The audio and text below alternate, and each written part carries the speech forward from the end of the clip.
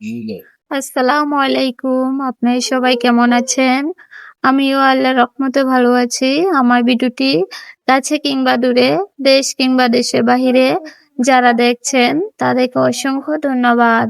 এদিকে শিফা আমাকে খেলনা কিনা দেওয়ার জন্য দোকানে চলে আসলাম। শিফা মা বলে, আম্মু তুমি না বলছো আমি যা চামু তাই কিনে দিবা। মানে ওর কোনো বায়নার শেষ নাই।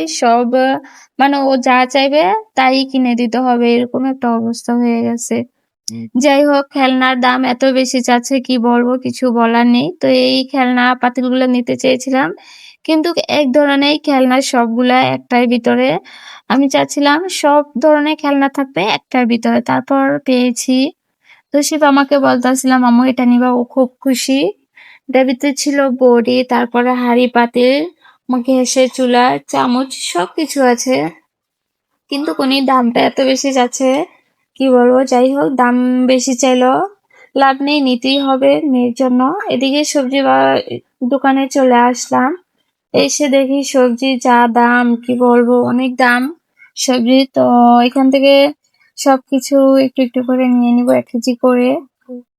তো এদিকে উনি বলতেছে মানে কি বলে জাম্বুরা নেওয়ার জন্য। আর আমি তো জাম্বুরা একদম পছন্দ করি না,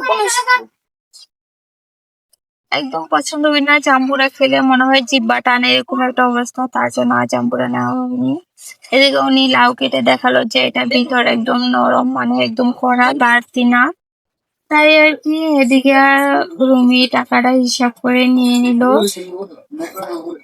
যাই হোক, আমার ভিডিওটি যদি ইউটিউব চ্যানেল থেকে দেখে থাকেন প্লিজ সাবস্ক্রাইব করে পাশে থাকবেন।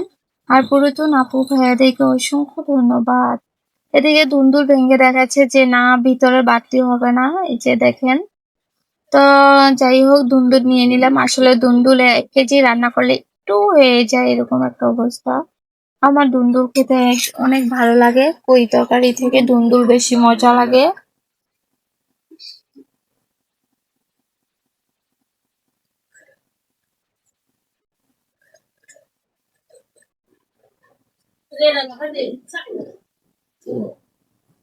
আজকে সারাদিন ধরে বৃষ্টি হয়ে গেছে, মানে সারাদিন চলছে আর কি।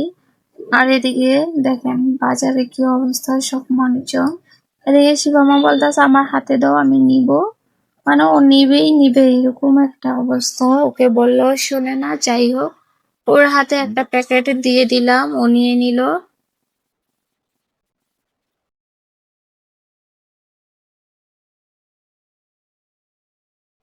আমার ভিডিওটি যদি ভালো লেগে থাকে প্লিজ একটা লাইক কমেন্ট শেয়ার করে দিবেন।